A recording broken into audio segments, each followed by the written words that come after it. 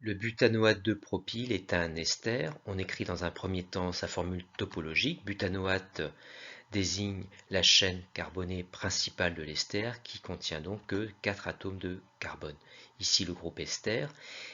Et propyle signifie que le groupe qui est nommé comme une ramification et qui démarre sur l'oxygène contient 3 atomes de carbone.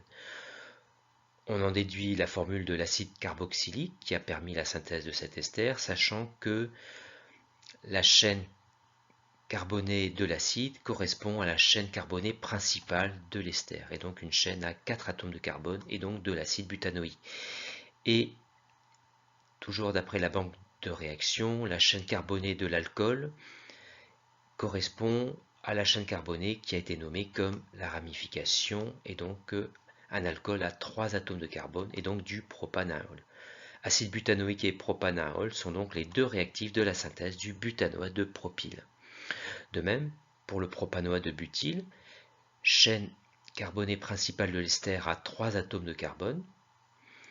Butyle, la chaîne carbonée qui est nommée comme une ramification contient 4 atomes de carbone. On en déduit l'acide carboxylique à 3 atomes de carbone de l'acide propanoïque et l'alcool a dans sa chaîne carbonée 4 atomes de carbone, comme le groupe butyle, et donc du butanol. Butanol et acide propanoïque sont donc les deux réactifs de la synthèse du propanoate de butyle. Le N-méthylpropanamide est un amide. On écrit là encore sa formule topologique. Propanamide, c'est-à-dire que la chaîne carbonée principale de l'amide possède 3 atomes de carbone, et la chaîne carbonée qui démarre sur l'atome d'azote du groupe amide est nommée comme une ramification, ici méthyle, c'est-à-dire un atome de carbone.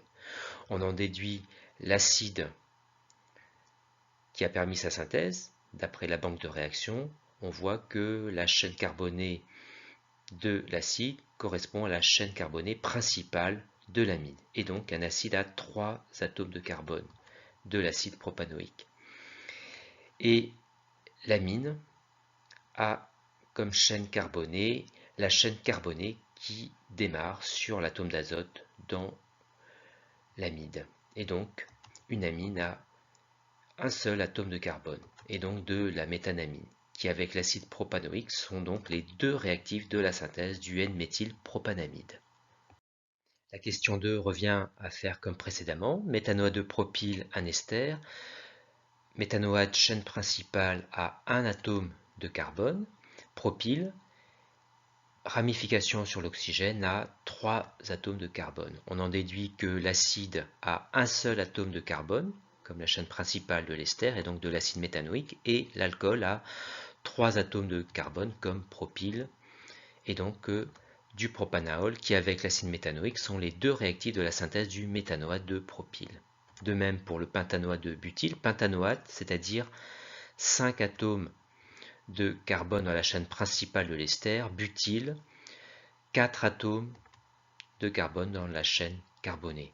On en déduit que la chaîne carbonée de l'acide possède également 5 atomes de carbone, comme la chaîne principale de l'ester et donc de l'acide pentanoïque, et que l'alcool possède 4 atomes de carbone, comme le groupe butyle, et donc du butanol, qui avec l'acide pentanoïque sont les deux réactifs de la synthèse du pentanoate de butyle. Et enfin, le NN-diméthylpentanamide, qui est un ester, pentanamide, c'est-à-dire que la chaîne carbonée principale de l'amide a 5 atomes de carbone, NN-diméthyl, ce qui signifie que l'atome d'azote porte 2 groupes méthyl.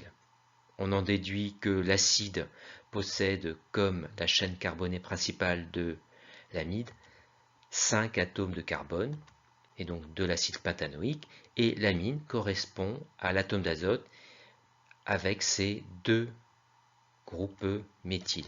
Et on n'oublie pas de rajouter un atome d'hydrogène car l'atome d'azote forme 3 liaisons. Amine qui s'appelle méthylméthanamine, qui avec l'acide pentanoïque sont les deux réactifs de la synthèse du NN-diméthylpentanamide.